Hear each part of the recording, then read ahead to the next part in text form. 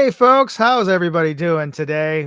This is a special supplemental episode because we meant to do this every Sunday, but of course, last Sunday was Mother's Day, and a few of us thought we could actually make it for the 9 o'clock, and I thought so too. Except that I'm 3 hours ahead or behind everybody, so it was 6 o'clock my local time, which was still during dinner with my mother-in-law. But anyway, we're here today. We're going to be talking about Bad Blood, and we're going to be trying to do this every weekend, every Sunday evening. So if you have any questions or thoughts about the upcoming game, please tune in. And next week we also have a special giveaway. Where at the end of the episode, where I'll be giving away a premium scope. Let me just pull out this one. This one is from CV Life, and this is their premium scope. This is their Bear Power. This is a 6 to 24 by 50 millimeter scope, and it is a legitimate ELR scope. That's an extreme long range scope, because this thing is clear enough that you could make out an IPSC target from over 1,000 yards with this.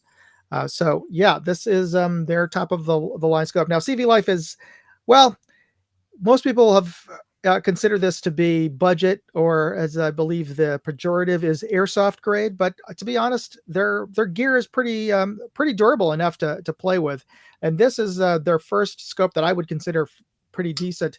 It is certainly a true ELR scope in terms of the reticle and its build quality. So I'm going to be giving away one of these. CV Life has agreed to send the winner one of these. So all you have to do is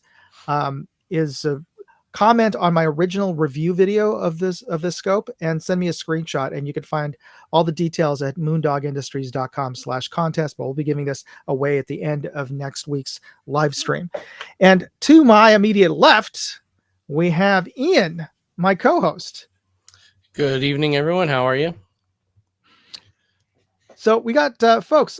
Ian is the co-producer, or the co-general manager, game manager of Bad Blood. So he's been working on Bad Blood for, what was it, over 10 years now, right? This is my 11th year participating in some way, shape, or form. Yeah.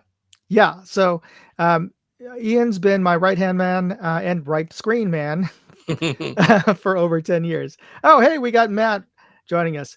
Hey, Matt, thanks for joining us on the side chat. And if you have any questions, please join us on the side chat here today. Yeah, I'm actually gonna leave the chat on screen because my idea was actually let's do a bit of a Q&A. Mm-hmm. We can really hear from what everybody wants to ask, because we've got all the different planning groups, and we've got a couple Facebook community chats that were created by our streaming service here magically, which was really kind of cool.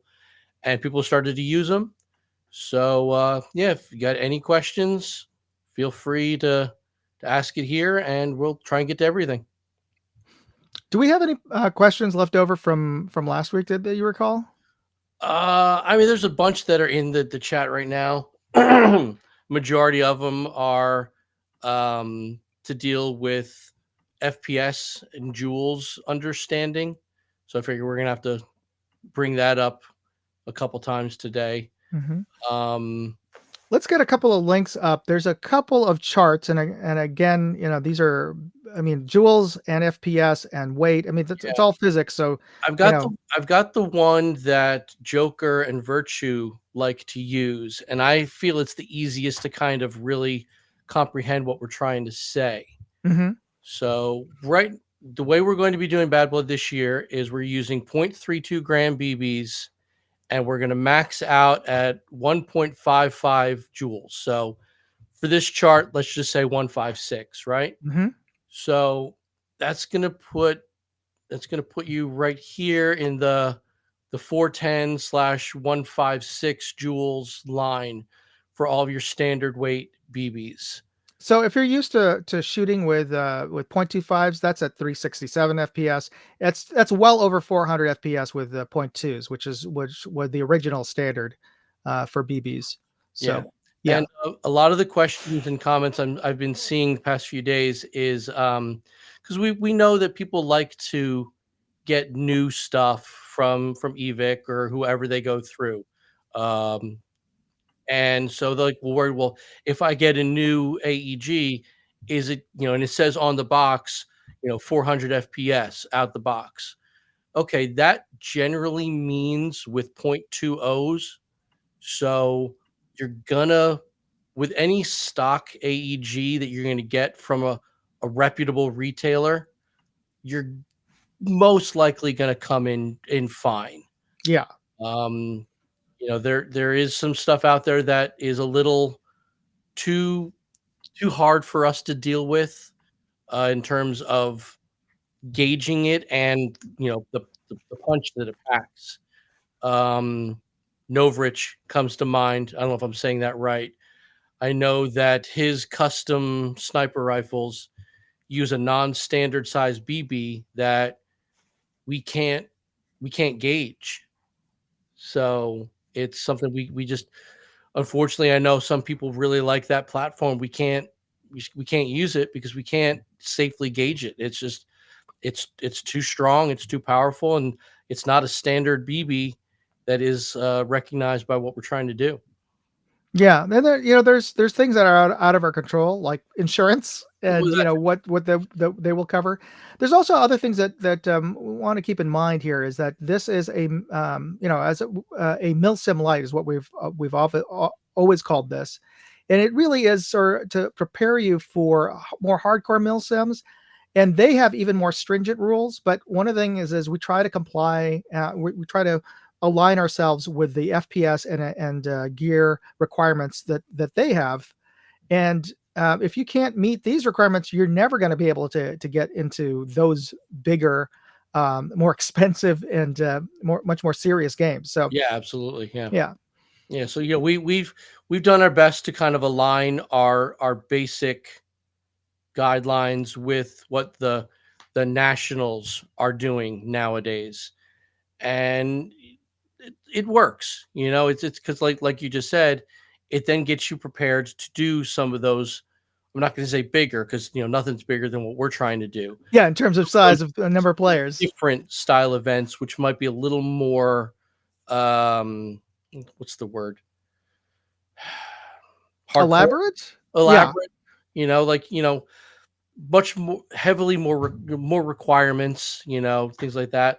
Bad Blood is it's a fun game. It's a charity game. We're here to just have a good time. It was never, I'm going to say never, but it's not it's not your standard milsim game. This year we're trying to bring in more milsim elements, but it's still a gigantic pew pew fest. Everybody knows that. And that's what everybody wants, and that's fine. But if you can get your gear in alignment with what we're trying to do, we can guarantee you it's going to get you in line with these other national games and even your local fields. Local fields are starting to get on those same bandwagons too of making sure everything is kind of even across the board. So absolutely. there's It's nothing wrong with standardizing. I mean, like everybody's got to be a little bit different, and that's great. But there's nothing wrong with having a standard. This is where we're at, and this is where it's going to be, and everybody's doing that. So why not? Yes, and one of the things that we all like to do is just hone our skills. And so if we have a baseline, then everybody's starting from an even playing field. Now, one of the things that this might be actually a good transition to one of the side topics we have, since we're and if you have any more questions, please post this up. But we'll get to your questions next. But we're talking about being more milsim. We've tried to introduce some more milsim elements to Bad Blood in the past, and one of the side topics I wanted to introduce is some of the failed attempts to be more milsim. Yeah. And one of the ones that came to mind was when I had the idea to make it so that only players that brought squad automatic weapons would be allowed to fire full auto, and then everybody had to fire in semi-auto otherwise, which it tries to simulate why why armies have light machine guns at all. And but since there were very limited at the time, and it really still are very limited selections as to saws, Right. and few players had the means and the access to get them. We also allowed any player with an M4 with a large box mag Right. to I remember function that. as the saw, as long as they had a tripod in the front. So we allowed that. But then what ended up happening is we'd constantly get reports from players on the radio constantly saying there's somebody cheating. He has an M4. He's firing in full auto. And then we'd spent most of the game just running down all of these reports. Right. And it's possible that none of them were valid. That all of them were actual saws that looked like M4s, because they're essentially, and that all these were erroneous reports. Or we could have had players cheating. Anyway, that's the reason why we didn't end up doing this. And that was pretty much a failure.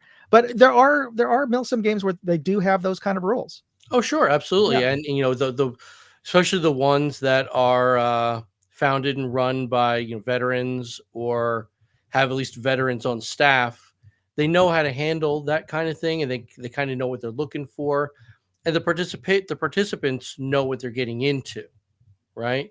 So with something like Bad Blood, everybody knows it's a full auto thing, and most people do also respect the fact that while it is everybody can go full auto pretty much anywhere you want, you're not going full auto inside any of the structures. That luckily hasn't been a problem the past few years, which is nice. I think the fact that the tribals own the second floor of the castle has really helped that. That way we're not getting, some faction team who's just holding down the castle for an hour, blasting, full auto out the windows and over the ramparts. So that has kind of really cut back on that, which is nice. But if you are able to take the lower level of the castle, just remember it's semi only in there. Mm-hmm. And no firing directly up, Yep, right. because No firing directly up. Mhm. Tribals, no firing directly down. Yeah, but then we always still get the arguments of the mouse holing, right? Okay, well, I don't know if people still remember the term mouse holing, but the whole idea is if you can't fit your head through the opening, you shouldn't be shooting through the opening. That's the basic rule of thumb. Because there could be a little crack in the wood or something like that, and that's big enough to put your barrel through. That's not going to fly. That because then you've made yourself basically immortal, and that's not fair. Yeah. And nobody wants to be the guy to call out that guy, because then I got to go over and I got to yell at him, and I don't want to do that. Yeah, absolutely. There's a certain to Ian's point. There's a level of sort of fair play that we all have to exercise in this game, and it is, we're getting back to Ian's point. This game is all about having fun. Right. Okay. Mhm. Now I think we got our first good question about Oh. this. I'm going to need you to explain to me which that is. Is that a drop-in for existing stuff, or is that one of his products that uses the larger barrel and the larger BB? Before we can answer that question. Now, yeah, because not all of his not all of Novarich's AEGs are is it 8mm, or I forget which? No, they're like 6.6 or something like that. They're too big for us to chrono with our BBs. But that just could be the sniper rifles. I'm not sure exactly what the full thrust kit is, because if it's just a 1-for-1 drop-in that still uses a standard 5.96 to 604 BB, I don't see a problem with it as long as your FPS, your joules is fine. Yeah. But if it uses a BB that we can't physically chrono with, then we can't let it on the field. Okay, the 6.44. I don't think we can chrono that. I mean, because yeah, know because I know our EVIC .32s are not gonna, they're just gonna fall right through. yeah, and it's not going to give an accurate measurement because Right. you're going to get so much more air going around it. Um, so that's that just don't bring it. Yeah, Yeah. it's I know people love his work, and I love his products. But yeah, for the legality of us being able to chrono it accurately, I don't see how we can allow it. I think the pistol is okay. The Ye- SSP. Correct me if I'm wrong. I don't know. I'm not a user of his stuff, but I think it's the SSP 4 or something like that. I believe that's just basically just a really well worked pistol. So that one Yeah, would but be I would not more bring than it just because I'd be afraid of losing it at the that's it. field. Yeah, that So, too. Yeah, and I say that because everybody who brings at the Lost and Found, we're constantly being brought in pistols that have fallen out of somebody's holster, yeah. just from crawling around, running around. It's not that people are pilfering, but there's always that risk. But I'm just saying is that, it's a long game. You're going to lose. It's very likely you might accidentally lose some of your gear just I from regular playing. I actually, as an on-field admin, generally carry a dump pouch with me for all the stuff people hand me to go take back to Yes. Lost and Found. I think it was it 2 years ago where somebody found a dropped pistol as we called game on.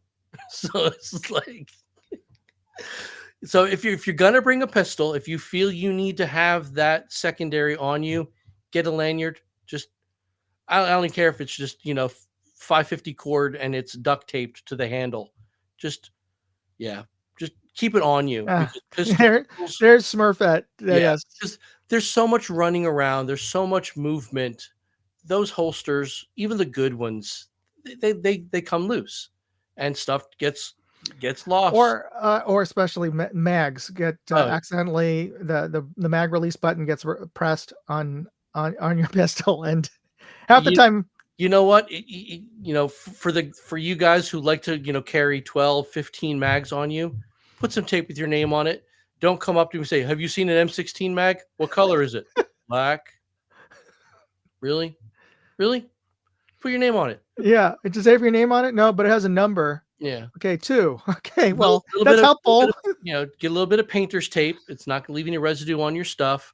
Write your name on it. Write your phone number. Put a little Yeah, smiley face. I don't care. Just something to identify it as yours when I pick it up and take it to Lost and Found. and Smurfette is there asking you, okay, identify what it is that you've lost before she pulls it out of the Lost and Found box. Oh yeah, and paint marker. Yeah, absolutely. Yeah, if you want to go there, some people don't like to write on their stuff. They want it all pristine, and that's fine. Just something to make it yours. Honestly, do the same thing with your with your rifles too, because I've turned rifles into Lost and Found. I don't know how it happens, but I've done it. Put something, put some tape on your buttstock, put your name on it. Just you know, because what I think it was is probably somebody put it down and then like went to their car or something.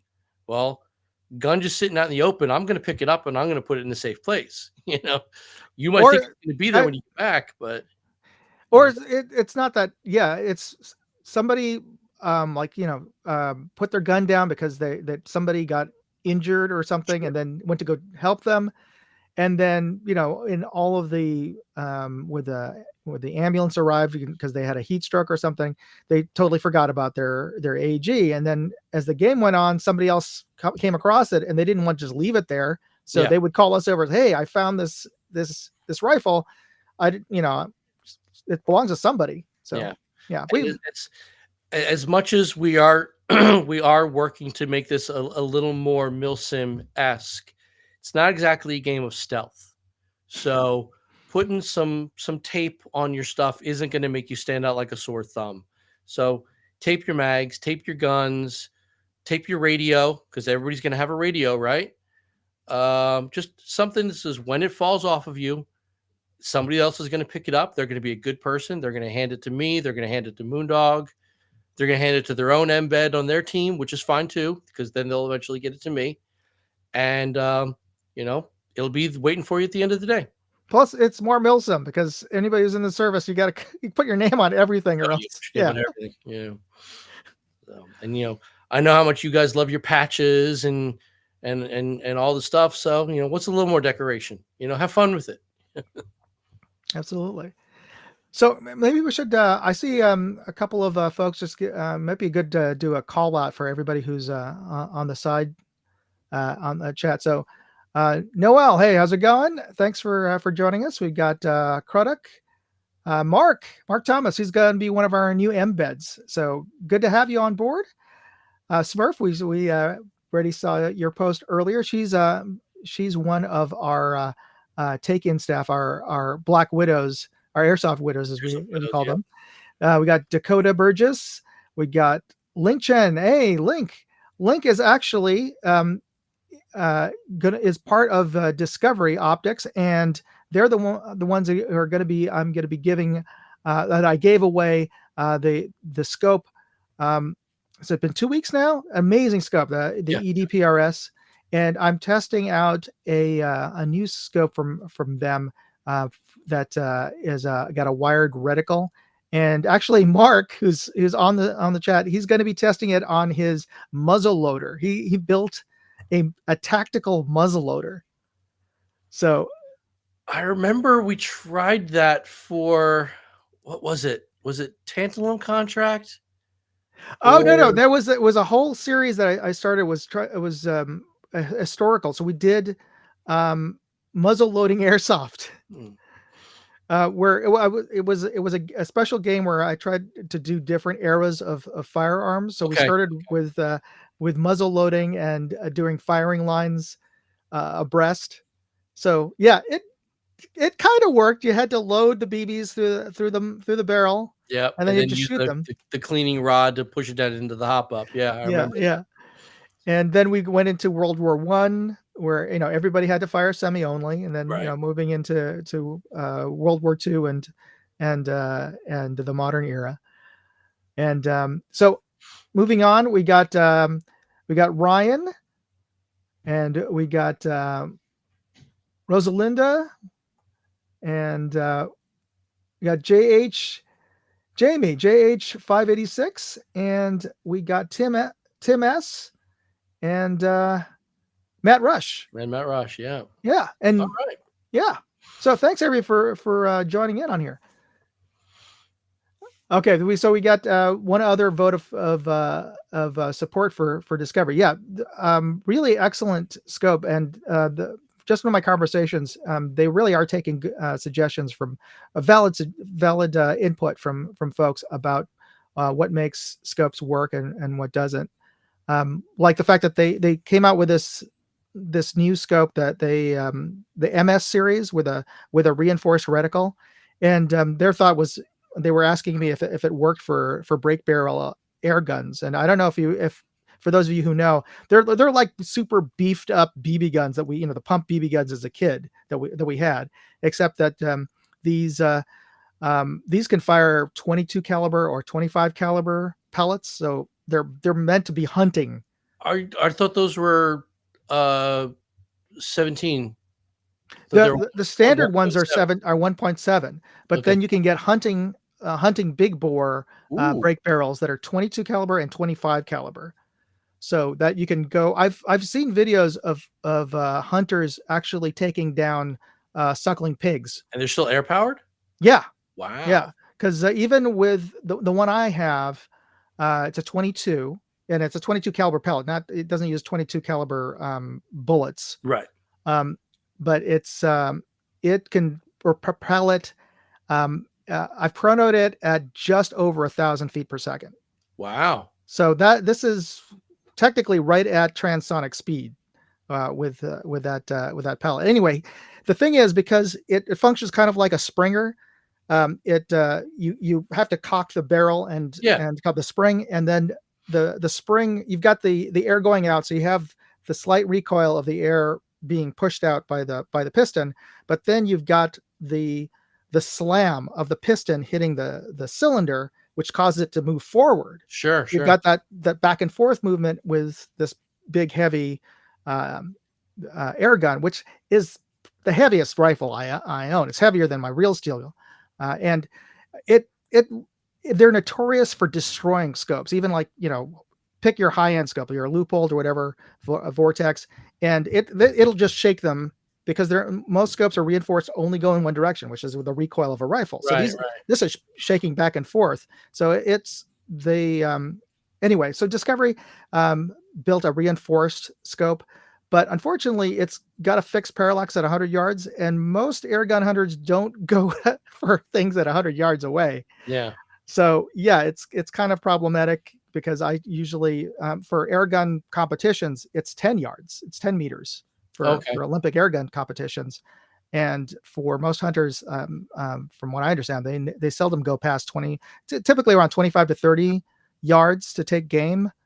Small squirrels and Mm. and small ground birds, but never more than 50 yards. So having a parallax on a scope that goes down to 10 yards is definitely needed if you're going to be hunting with an air gun.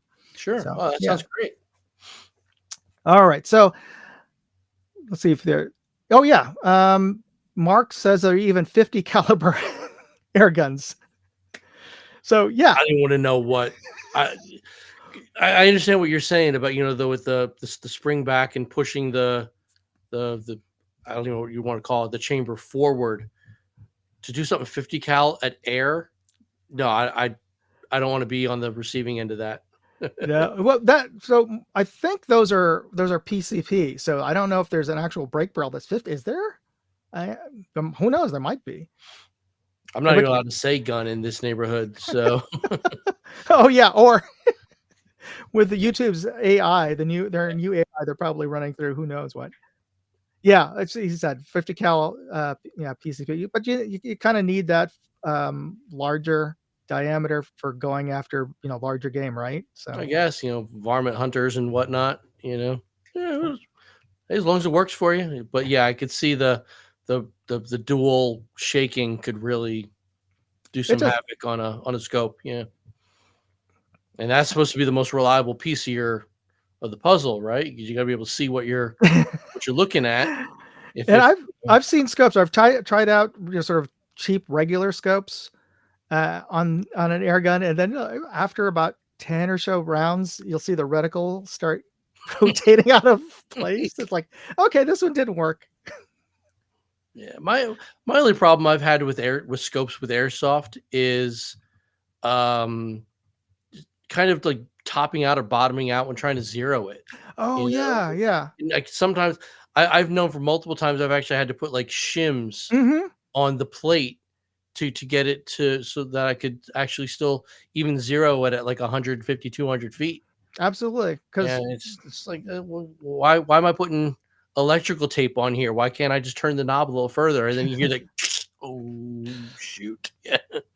So yeah, but so the only AEG now I has a scope on it's a Vietnam M16 with an honest to God Vietnam M16 scope on it. So which were they issued for Vietnam Air? It was a 3x9, and it looks like a cigar tube. And it actually clamps down to the hole. It clamps down to the hole in the carry handle. Yeah. Got it. Okay. Yeah, I've seen now it just triggered the memory in terms of the photos of that. It's completely useless for airsoft, but it's great. Well, those are only like what are they 3 power? Yeah. Yeah. So that's not bad for airsoft. Yeah, but it's good to use as basically, mounted monocular. You know what I mean? Like you're not for what we're trying to do with Vietnam airsoft. It's not really gaining you anything. It's just good for sighting. You're not combat wise. It's not helping you at all. But it's nice to have. So.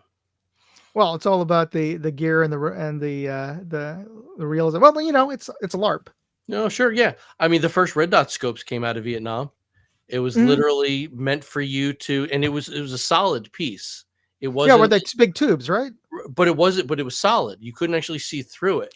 Oh, I didn't There realize was that. there was a red piece of plastic facing you, and you were meant to look at it with Yeah, both eyes both open, eyes open. Yeah. and that way it kind of created that fake red dot on your target. It worked well, but a lot of people can't figure out how to keep both eyes open when looking through a scope. I Takes a know. little practice, guys, but it's not that bad after a while. I still do that, just because I've been starting to do a lot more reviews, and all the optics companies are, I mean, well, are sending me out LPVOs, which never really had an interest in before they started sending them out to me. Um, and yeah, the I was the range master over at the sheriff's office was reminding me, both eyes, both Mhm. eyes. It's like, oh, you're right, yeah. Yeah, it takes a minute for your brain to adjust, but once you get used to it, it's sort of like learning to even just go prone, a prone shooting position. You know, you, it takes a minute for your brain to figure out what it is you're doing, but once you start doing it, you get used to it. You realize, why wasn't I doing it this whole time? So yeah, any of you guys who are using any kind of scope, yeah, make sure you keep both eyes open, and especially for something like Bad Blood, because there's movement everywhere. If you're forcing yourself literally into this tunnel, you have no idea what's going on around you. So if you got a free eye open, you at least get some movement, but you're still on target through your scope. It's. This is definitely a game where situational awareness is, you have to have Oh it yeah, all the time. yeah, Because most have gotten into the habit of, most just about almost every other airsoft game you go to, you've got your starting position, that's your back. You really don't have to watch your six right, unless you're going really deep into enemy territory. So you always know that direction is where I came from. I don't yeah, have to worry about it too much because the guys who are respawning are coming from behind me. But with Bad Blood, it's coming from all directions. There is no rear. yeah. And the Yeah. thing to also keep in mind in Bad Blood, like I don't watch airsoft videos, but I do watch airsoft cheater videos. Okay. Um, and the biggest thing is, okay, well, I didn't see who shot me, so I'm not going to count that. You always get that guy, right? But when you're literally on EMR, you're surrounded, especially if you're in the middle of the field, you're surrounded. So you're going to be taking shots from all directions. Just because you didn't see who shot you in the back, you got shot in the back. Call it, triage. You'll be back in a few minutes. It's not the end of the world. But yeah, I love the videos where the guy, like the guy with the scope cam, he's looking right at the guy, hits him square in the nuts, and he doesn't call it because he didn't see it. Oh, don't don't be that guy. Absolutely.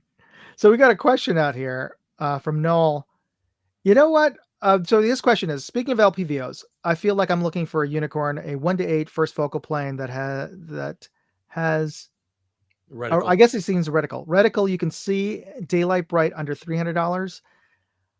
I don't think it exists yet, only because when you are dealing, you can get a second focal plane that's daylight bright because they're using LEDs. The thinnest LED thread is embedded inside of the crosshair reticle. But you can't do that. Well, no, that's not entirely true. But you could use that kind of reticle with a first focal plane, but nobody makes it. You're absolutely right. But most of the times when you're dealing with a first focal plane reticle, they're floating reticles where you have just a crosshair or some sort of um, donut or horseshoe of death in the center as your aiming point, and that grows or shrinks depending on your magnification. But in those cases, you cannot embed a fiber optic cable in there because it's meant to be floating with no obstruction around it. So then I think they're using laser LEDs to illuminate the unetched reticle in the center, and only a few companies have either the proprietary technology or Doubt maybe it's those are in patented the sub. technology. I doubt any of those are in the sub 300 price. No, no, not that I found. I would love to see one. There's some that are fairly bright. I mean, even the baseline primary arms SLX, I think that I have. It's a 1 to 8. It's pretty bright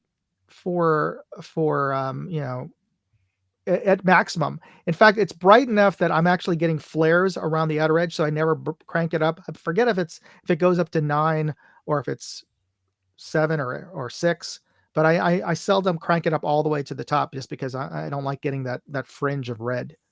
Okay. Oh yeah, so Link was saying, yeah, you can get daylight bright, but yeah, you're getting into bougie territory there, Link. If as he says, I think he meant Burns or Barris, maybe he typoed that. The ATACer and the NXX. No, Noel Burns is the user. Oh, sorry. No. So the Night Force ATACer and XA, those are daylight bright, and the Smitten Bender and the Razor HD, but those are over 1,000, over 1,500. Some are, I think, a couple of those are over $2,000. So yeah, not affordable for most folks. That's when, especially not airsoft. You're shooting real serious. Yeah. Okay. Oh, so IMT, IMT. Yeah. All right. I mean, so maybe they are out there. I would like to see it. I think that's the biggest complaint I've had. A couple of the budget, the under $200 LPVOs that I've tested were they just weren't super bright. But to be fair, we've been using optics for the last 15 years playing airsoft, or even for the folks who are in the military and law enforcement for longer than that, and only recently have we gotten real daylight bright. So those guys have managed to shoot very well up until this point without having reticles that bright. So yeah, it can be done. Okay, so question. That's a good question. That's a very good question. So we have Braden asking, maybe I missed it, but have we got an answer about whether or not gas pistols will be allowed for the zombie game? Yes, gas pistols are absolutely allowed for the zombie game, provided, of course, that they meet the FPS limits. Yeah, this is part of the one of the Automagic chats that was created by Facebook, where you, Joker, and I differ on gas pistols. I am of the mindset that green gas pistols, whatever, it is what it is. CO2 pistols, I have always felt should be chronoed. Oh, okay. Sorry. I know you're absolutely right. Sorry, I was thinking he meant gas blowback pistols, green gas pistols. And he very well may be, but I know this goes to the argument of CO2 pistols. Do they have to be chronoed or not? I'm agreeing with you there because but I don't think Virtue and Joker agree. I don't. Sin, if you're listening, I don't want to put words in your mouth. I don't think he's been chronoing pistols for speed to get people in and out of line. I think that's for the normal game, but not for the zombie game. Okay. Yeah. So for the zombie game, it's because we're trying to keep FPS low because I just don't want people to get hurt, because we remove the minimum range limits because zombies are trying to touch you. So you can be shooting at somebody less than 10 feet away, and the thing about CO2 pistols is, unless I'm wrong, there could be some new model that's out there. There's no regulator in the mechanism. They all rely on direct pressure from the cartridge, right? And most of them are pretty close to within the limits, but yeah, I've never seen a CO2 pistol out of the box that breaches FPF limits. I've owned them. Yes. Okay. But I know they get pretty darn close, and a CO2 pistol might be too heavy for the zombie game. For Bad Blood main event, yeah, go for it. If you wanna be that guy who brings his pistol out and potentially loses it because it's not on a lanyard, that's fine. As long as if we do chrono it, as long as it's under the joule limit. But I think it's your standard CO2 pistol is going to exceed the joule limit for a low power zombie game. Yeah. And the other thing is because they're unregulated as the day, if it's a hot day, the pressure actually increases because it's all relying on the ambient heat to convert that liquid CO2 into gas. Yeah. So on warmer days, the FPS goes up. And to beat a dead horse, there was I've had a 1911 CO2 pistol that was not. I don't believe it was a blowback, but it was a non-blowback. But Okay. out of the box, I chronoed it 500 FPS. See, that's insane. Yes, it was crazy, and Yeah. I was like, oh, "Wow, this is totally not Yeah. safe." Because I've got a 1911 that can take green gas and CO2 mags. And during warm months, I use green gas. If I dare to go out in the cold months, that's when I'll use CO2 Yeah, yeah, because obviously, you got the problem with green gas with propane and in the cold. But yeah, I'll take propane over CO2 any day. That's just me. I hate the little cartridges. They're freezing cold when you got to swap them out. I'd rather just get some Coleman gas and some silicone oil, and just be done with it. yeah. So I don't have that pistol anymore. I forget if I sold it or gave it away as a prize because I was just I never had a use for it. You know what I was playing around with. I was thinking at that high FPS, maybe I could convert it into a sniper pistol, and I actually got a housing, you know those sort what? of frame things. That's let's go that route just for a second Yeah, because I know we're gonna see those guys. I call them with the motocross t-shirts, um, with the HPA tapped pistols. Pistols aren't well, okay. With exception to like the M92A and stuff like that, pistols generally aren't full auto. yeah. So, what do we do if somebody has created a sniper pistol? If it's bolt action, then Mm, we could allow it, but I don't see anybody I make don't a see bolt anybody action. being crazy enough to try it, but there's going to be somebody out there who's going to try it now. But yeah, if you can figure out a bolt action pistol, that'd be kind of crazy. What I found with my the 500 FPS CO2 pistol, it was not accurate. Oh, it can't be. I went to the extent of actually getting those race pistol frames Hmm. for it and put on a scope. But yeah, even though it was firing, I put a 0.3 gram BB, a heavier weight Okay. BB, but it was still landing all over the place, worse than my green gas pistol. So Yeah, just like it was useless. can't be accurate. And at that point, you started to wonder, okay, would I just waste my money on this thing? Like, Yeah, but yeah, but I love seeing some of those guys out there with the HPA tapped pistols that have an M4 mag in them. I'm like, why? I guess because you know why what? not? I'm also from the geek nerd world where it was a big trend in like the late 90s, early 2000s to put Linux on anything, right? So like I knew guys who got Linux to run on like Dreamcasts and Texas Instruments calculators and stuff because they can. That's really the answer because they can. So somebody figured out how to tap uh, an M4 mag. They got a high kappa to M4 mag sleeve converter, and they're like, okay, well here's my pistol. It's got 190 rounds in it.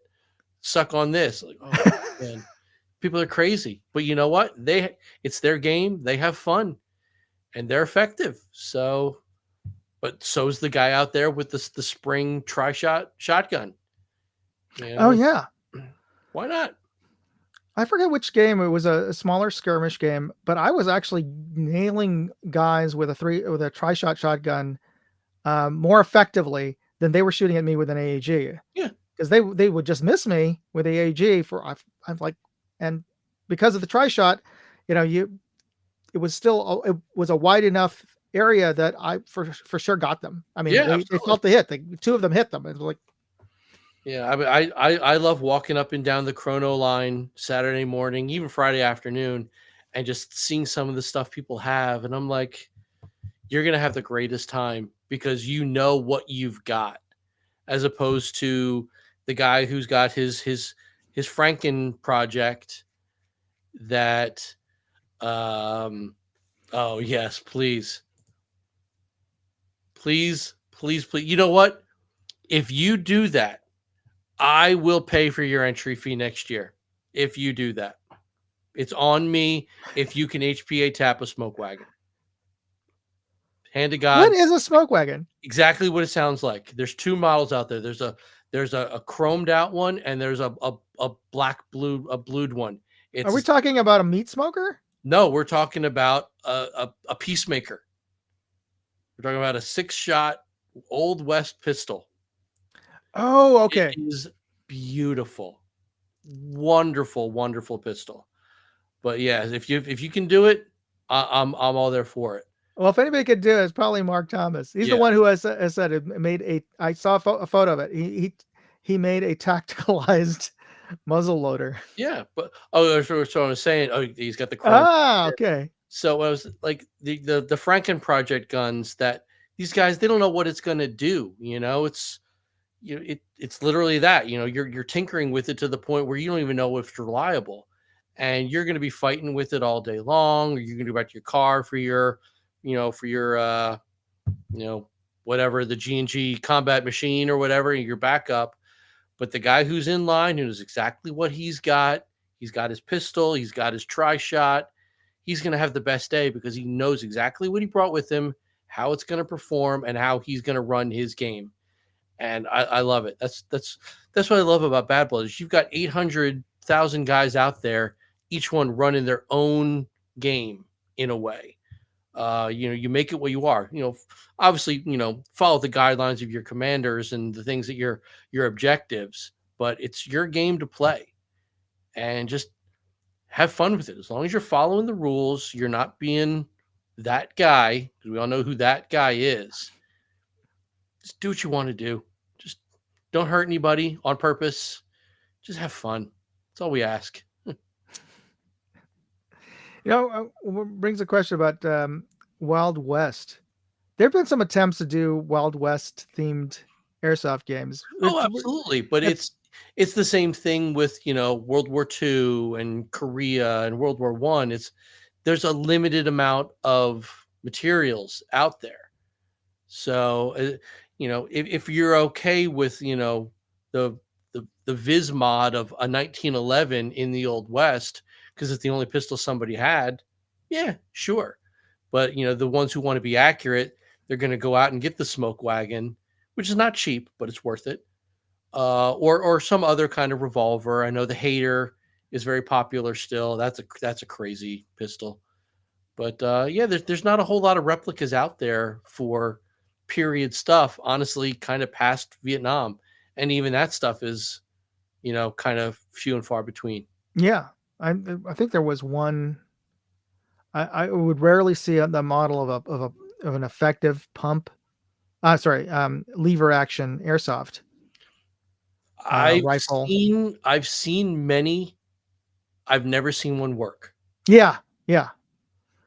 Yeah. They usually will break. Yep. I've very seen easily. a lot of guys have brought them to Wasteland over the years. I know Todsky has owned at least one, maybe two. They've never worked. So it's a great idea. And if somebody could actually make a reliable lever action Remington, it'd be sweet. But I don't know. Maybe it's too many moving parts. I don't know. Yeah, that's how it was. You can make a pump Springer from just about every other configuration. I just never understood why they couldn't do it with a lever action. So, but yeah, no, but there's I think S&T makes them. They're out there. but they're not really reliable, and they're not really skirmishable because Yeah. the internal magazine is small. Yeah, so people don't really use it because you can't really skirmish with them. Unless everybody's got them, then you got an even playing field. But you know, somebody's got an 8-shot. I understand. Somebody's got an 8-shot, lever action versus an M4. It's not fair. Hey, Virtue, how are you? I am fine. Can you gentlemen hear me? Yes, Oh, we can. quite well. Now, So, I put words into your mouth about 10 minutes ago. So, can you please clarify something for me? Okay. The past couple of years, do you chrono CO2 pistols? No. Okay. yeah. Then we were talking specifically about during the Saturday chrono, as No, opposed to the Sunday chrono. There is one CO2 pistol that I will chrono on site, but nobody has ever brought one because it's a $900 pistol.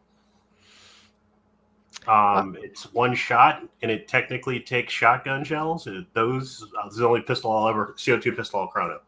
Now, I was mentioning to Ian, I forgot who made them, and this was probably 2007 or 2008. There was a CO2 non-blowback 1911, and I bought one, and it seriously chronoed at 500 FPS with Golden Eagle. Yes, that's it. And that was made by Golden Eagle. that thing was so inaccurate because I figured, hey, it's 500 FPS. Let's see if I can turn it into a sniper rifle or sniper pistol. And I even went and got a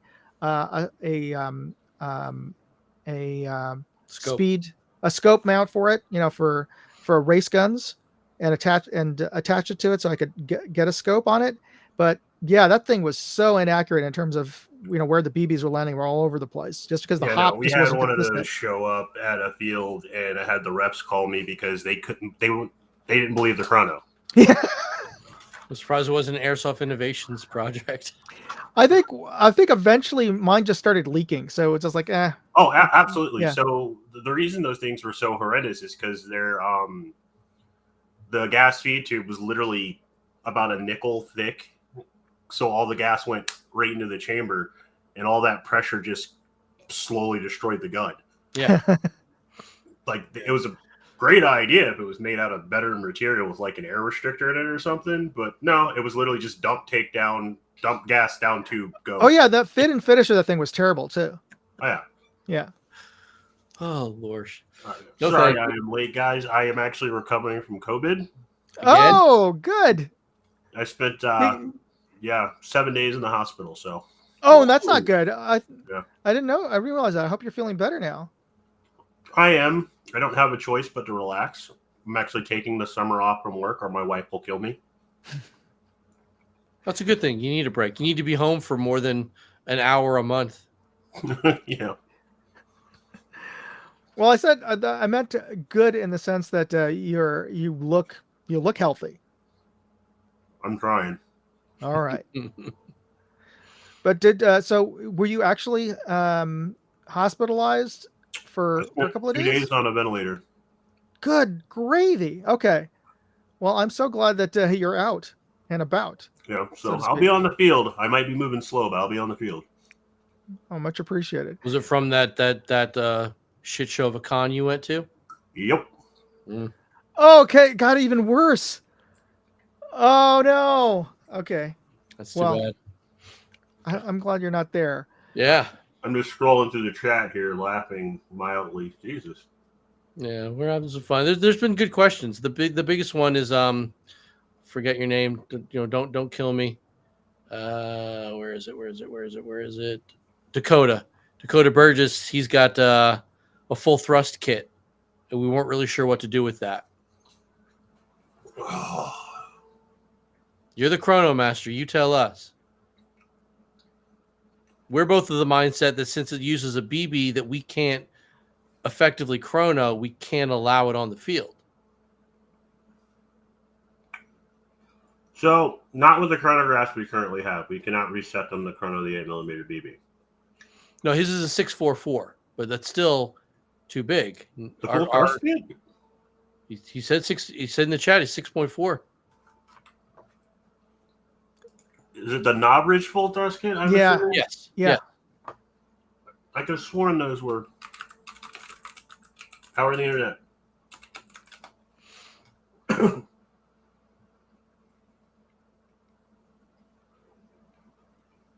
Okay. Yeah, so 6.44 millimeter. Yeah, but aren't our 5.96 We can't do partials. fall right through it, right? Yeah, we can't do partials on the chrono. I can adjust it to 6, 7, or 8. I can't do partials. Ah, So the math would be off with our chronos. Plus, I was thinking we'd get just that a little bit of air bleed around the if we used our BBs, it would not be an accurate reading. Yeah, I don't have a way to. Yeah, we don't. On those grounds, I'd say no. On the fact that the full crest kit is hot garbage, I would say no. So there's a good enough reason not to get one. But if you did, I'm sorry. Well, it's like I If think it they're works- like $90 now. When they first came out, he wanted like 150 for them. yeah. Well, if it works and he's and Braden is comfortable with it, great, as long as your field allows it. But Yeah, by all means, if you like it, go for it. Never let anybody talk negatively about the stuff you want to purchase for your own enjoyment. My opinions are my own opinions, and my opinion is based on the fact that that slight increase could be used. It could be the same results could be gained by using a heavier weight BB. sure, yeah, There honestly is zero actual advantage to it, and that's been tested repeatedly by several people, just to see what the big deal was, and it honestly just wasn't worth it. I've had to install them for clients, and we field tested and range tested, and it was just like, okay, you're different now. That's all that came out of this. What was the thinking behind the slightly larger diameter? money. So- You got to buy my proprietary stuff. Well, that's the marketing side of it. The quote unquote physics behind it that they were toting were it would give you better range and more volume behind the BB, which anybody that has a physics degree could argue that down into the ground, and anybody that's played airsoft for a long enough time knows use a heavier weight BB, get a tighter bore barrel, Yeah, same results. yeah. You want to go down. You don't want to go up. Exactly. Yeah. But that's what it was, and the video footage of them, the people on YouTube using it, was amazing because those guns were tuned. Mm-hmm. Like they were tuned. Like, of course, the footage is going to be good because they don't show all the whiffs. It's like any other sniper airsoft video out there, not targeting Navi Boy, but pretty much all airsoft sniper YouTubers don't show their misses. Yeah, yeah. Oh, well, that's the point. That's You one of don't the get reasons I you don't get stopped views doing- when you miss your target. That's one of the reasons I stopped doing video footage because everybody's like, "Oh man, you leaving all your misses and all your screw ups." I'm like, "Yeah, Yeah. because I'm not John Wick." Yeah, we were talking about airsoft videos a little while ago, saying I generally don't watch airsoft videos, but I will watch airsoft cheater videos. Just because I just love the nonsense, the ridiculousness people think they're getting away with. I love and hate airsoft cheater videos at the same time. I hate the fact that they exist because Yeah. there's enough content for them to exist, if that makes sense. Yeah, That annoys the crap out of me. Like the new project we're filming for now is I want to show the other side of airsoft because there's more and more cheater videos. There's more and more rage videos coming out. But I've been to tons of events that have had wholesome and epic moments that nobody talks about, nobody gets on film. So we're trying to cut some of that footage together. Oh, shortly. that's good. that would Yeah, be that's nice. a great to see. idea. Yeah, Yeah. the lighter side of airsoft. Yeah, Well, yeah, because the sport, if you will, the game, whatever you refer to it in your own little world, we're all LARPing in the woods with toy guns. 100%. Got a really bad rap because of things like all these cheater videos. Yeah. Absolutely. But to your point, it's sort of a human nature, the sort of rage bait. And that's Yeah. Yeah, the race for more clicks. But I applaud your effort. I would love to see that. I'm not allowed to edit any video this summer under pain of my wife beating me. Well, that's pretty low physical effort. I'm not allowed to do anything stressful or to even talk about work. No. Hi, dear. See, she sensed it. Good for you. You need a break. Can I steal some messages? Yes, dear. Thank you. Can you throw me my bait? Yes. But like I haven't even like unloaded my walls. Not even back up from the last airsoft event. Everything is still in the garage. I'm not allowed to do any actual work, or she will kill me. Because part of the COVID was stress. It hit No me. work. Yes, dear. It hit We're me not so working. hard. We're just chatting. Oh It yeah. hit me so hard because of Only stress. fun and love. Show him so much love. Oh That's, yeah. and that's good for you. We saw that.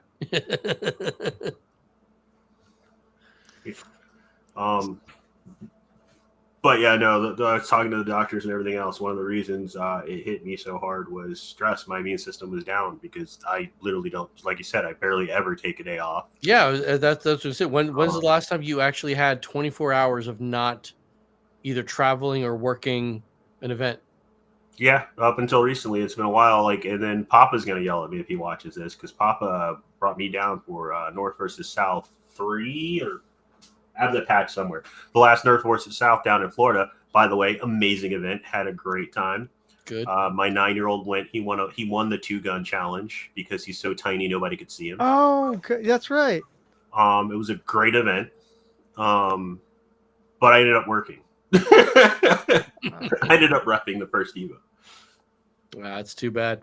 Well, you're here. You're gonna feel better eventually. So That's the plan. Yeah. I got meds. Yay. Yay. But yeah, if there's anybody still here, I can't see the counter. they're kind of just like letting us rant at each other, which is nice. Thank you, everyone who's Well, still. we'll wrap this up so you can get some Yeah. rest because No, I'm we're fine. right I'm there at the end of the fine. hour.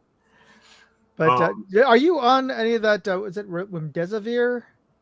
I forget the antiviral. I don't know. My wife hands me a cup of pills. I shut up and take them. Well, I took it when I first got COVID, and I don't recommend it because it leaves this metallic plastic taste in your mouth for the whole week that you're taking it. No, was just awful. no. I don't have any of that. I do have an albuterol inhaler now too, like I'm a teenager again. There's probably about 12 of those floating around my apartment at any given time. Yeah, no, it's been crazy. Thanks, Smur. But it's what was I talking about before she stuck her head in here? Now I don't even remember. We're talking about you not getting any rest, but now you are. Yeah. I got a couple of events. Friends have contacted me, other promoters and event producers have been like, "Hey, here's your ticket. Get here. If I see you touch a red shirt, I'm gonna kick you." Like I've literally been told by one of my friends, he's like, "I don't care if the event's on fire, you better not be trying to help." I was like, "That's fine." Getting ready for Airsoft Palooza in Houston. That's working. Can't go. You can't go? No, you can't go. It's working. No, I can go. I can go and hang out. You better just be hanging out. I never work Palooza. I get in and Kurt and Tony, the guys at E-Bike and High Grounds, always hook me up. I literally just talk to Airsoft celebrities, hang out. You know what you need to do? You need to take Mark Thomas here with you because I promised him that if he can HPA tap a smoke wagon, I'll comp his entry to Bad Blood next year. He went last year with me. I got him and all the players wanted crew in last year for Airsoft. There you go. All right, so get on HPA tapping a smoke wagon. I could probably make that happen. All right, boys, let's wrap things up. We're at the top of the hour. To reiterate, we've got we do have next Sunday. We're going to be on about the same time, right? Yes. Yeah. To talk about if you have any other questions, post them up on the Facebook board for the Bad Blood series, or post them up at the last minute in this chat session. But post them up over at the Facebook group for Bad Blood, and we'll get to those questions. And of course, join us on the live stream. I'll be giving away the CV Life scope and perhaps a little bonus prizes to the folks who, if I could figure this out, on the night of, who are live on the chat. We'll try to figure out a way to get prizes for folks who are posting things up. And We are going to have our special guest that night too. Oh yes, and thank you for reminding me. We have a special guest from the JDRF, the Juvenile Diabetes Research Fund, who will be joining us, and hopefully will also be at the event as well. But she's going to be telling us all about Juvenile Diabetes Research Fund and they're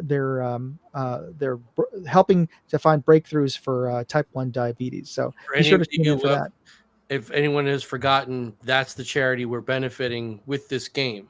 So Yes. Make sure they bring a credit card machine this time. So they can make more money on site. Yes, so they can receive donations from a representative from our chosen charity, and she's going to see what we're all about, and give us our marching orders. Absolutely. So to be sure to tune in this coming Sunday. That's the 19th, I believe. That is maybe sure. Yeah, the 19th. Yes, the 19th. At 9 p.m. Eastern Standard Time, and we'll be giving away some extra fun goodies on that night as well. All right, everybody. Thank you for tuning in, and thanks for your great questions. I really appreciate it. All right, everybody. Have a good night. Thank you.